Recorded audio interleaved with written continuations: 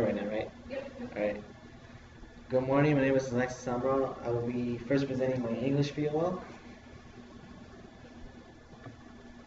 My thesis statement is the character from Fahrenheit 451 Montag is a fireman who is confused. He uses books as his escape from reality. One of the exhibits that he said is, I don't know what it is. I am so damn unhappy. I am so mad and I don't even know why. So, as stated by Montag, the above excerpt is showing that he is confused about why he is unhappy. So why is from our understanding, why is he unhappy? Or why is he confused? Well, Why is he confused? because like on the first sentence that he said, he's like, I don't know what it is, so he doesn't really know what's putting him down. Um, what's his role as a fireman? In the book, his role is to burn books instead of like the firemen that we know, like in reality of saving people. Okay. So, the other excerpt is maybe books can get us half out of the cave. They might not just stop us from making the same them insane mistakes. So shown here, Mozart was confused on everything. He is now realizing that the books will help him turn his life around and know that he is going on what is going on and to cure his happiness. The other excerpt is, it was a special pleasure to see things likened and changed. As stated by Montag on the above excerpt, happy to see his fantasies get shattered because it's more realistic than having, he is confused about which of the worlds he should choose. So if he is confused whether he chooses from burning the books, knowing what's preventing him to know what's going on, and the other is to help him escape from reality. So let's say if I'm getting tired of doing POLs, I like go listen to music or do whatever I want. So that's basically what he is confused. And now I will be presenting my modern world history.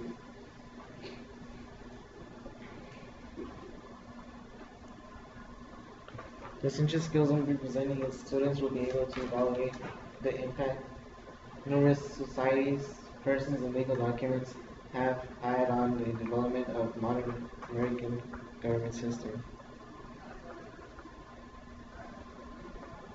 I chose the Enlightenment thinkers. All the Enlightenment thinkers, except for Thomas Hobbes, have influenced the U.S. and France by giving people rights and freedom.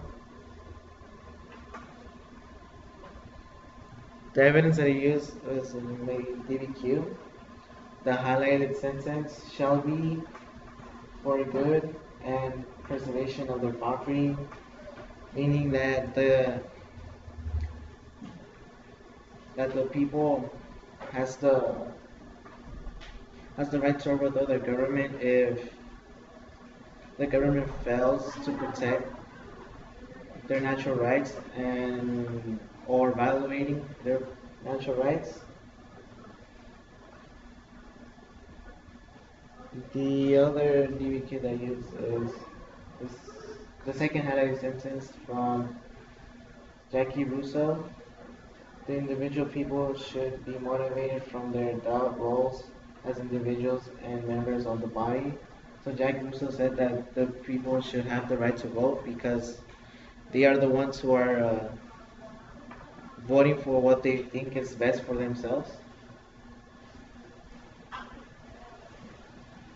And thank you for your attention. Can you go ahead and go back to the evidence number one history? Okay. So you talked about natural rights. Can you give me some examples of what natural rights are? Natural rights, freedom of speech, press, and Religion. Okay. So based on what you just gave me, what other document did John Locke influence? The Bill of Rights. You go ahead. For your DBQ, go ahead, close your computer screen, and then lift up the document, make sure you turn the camera, so it's not facing us. And then on the projector, push the source search button. And then start with the DBQ.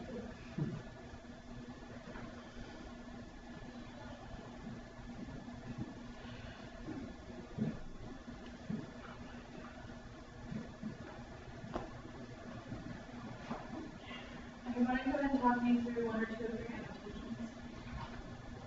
annotations? The first annotation from the first sentence, we could not leave them to themselves. The United States will not leave the Filipinos by themselves because we circled on the second sentence unfit for self-government, that the Filipinos are not well fit to govern themselves, so the United States had no choice by taking them over, so that, as President McKinley said, that he would uplift, civilize, and Christianize the Filipinos, so the meaning that, like white man's burden, for an example, that is what the President McKinley is trying to do on the Filipinos. Then go ahead and begin talking me through your response. Response. So I read yeah. President McKinley justified the U.S. takeover of the Philippines because they are unfit to govern themselves. As President McKinley said, we should be able to educate the Filipinos. We could uplift and civilize and Christianize them. The President clearly justifies on how he is going to change the Filipinos by changing the Filipinos live their lives. How to live their lives. I forgot to put how.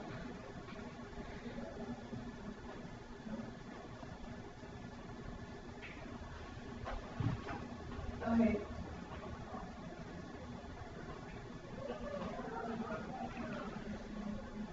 How, you say in your analysis, the president clearly justifies on how he is going to change the Philippines.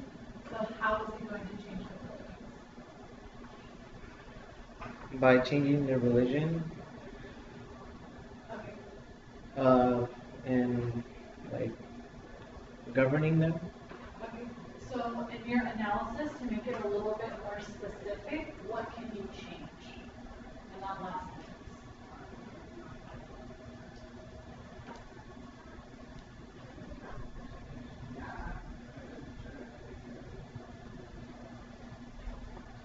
So the president clearly justifies on how he is going to change the Philippines by The changing. president states on most.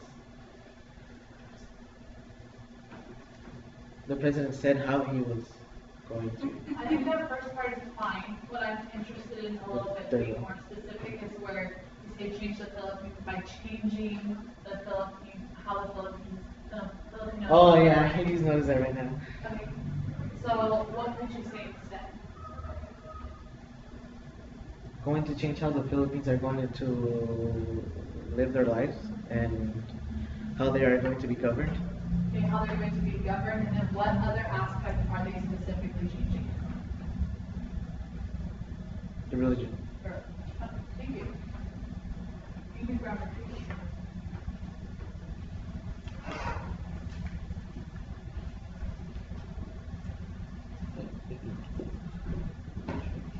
Alright, As you see, I didn't finish because I was like mostly on the BBQ.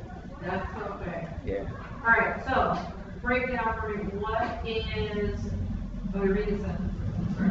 Apple gave us a computer. Anyone can use it. It is very expensive. Alright, so, where did you pause? When you read it. Where did it use? Where you can use, so, good, so that's where you pause, so are you gonna put a comma there or a semicolon? A comma. Why?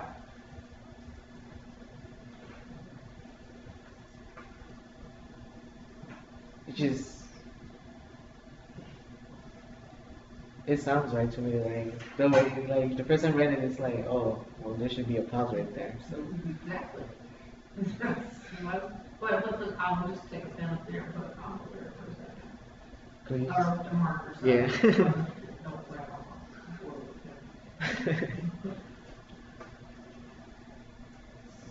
Okay, so there's our little placeholder, right? Yeah. So that means that first part could be a sentence. We'll look at the second part just a second. So apple is a noun, right? So what is gave? An adjective? Well, what is gave? Like, right, that's an action, A verb. a verb. Go put the verb up there. So now that we have a noun and we have a verb, let's go all the way down to the end. So we have a noun and a verb. Is this going to be an independent or a dependent clause?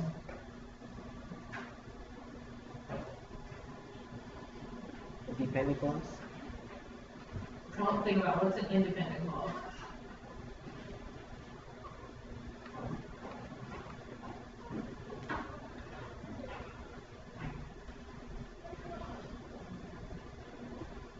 What can an independent clause do? It can.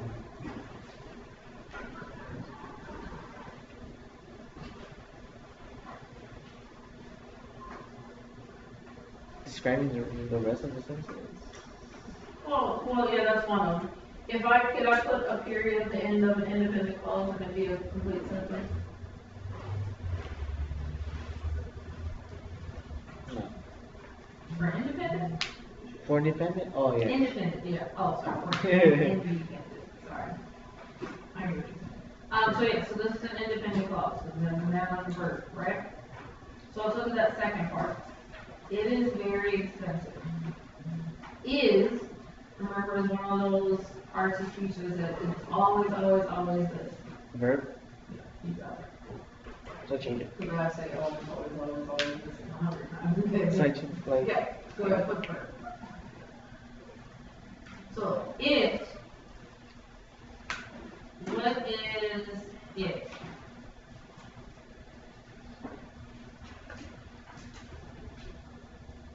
So when I say it ran very fast, what am I talking about? that verb? Not quite. Like if I said, close your computer, it needs to be closed. Computer is what part of speech? A noun, because it's a thing. It's because it's a thing. And if it replaces computer, then it must also be what? A noun. A noun. It's crazy. So a noun and a verb, so we got a noun and a verb again. So we had a noun and a verb before, and we said that's an independent clause. So then that's an independent clause too, right? Yeah. So remember when we talked about semicolons, we didn't talk about them a whole lot. But I said that a semicolon will separate what two clauses?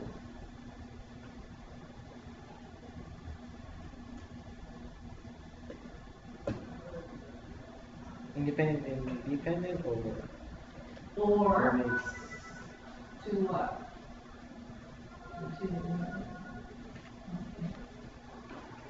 Or when the sentence is more longer and from the independent to independent? Right. So we're going to change that comma to a semicolon. And I'm going to tell you why. One, because we already said that that's an independent clause. So Apple gave us a computer anyone can use. We could put a period at the end of that. That'd be a good sentence. But because we have the rest of it, that's why we add that little comma at the bottom. That's how the semicolon came about. I don't know. That's the problem. It's when they couldn't decide whether to put a period or a comma, so they just put them both. All right, good job, Alexis. Thank you. All right.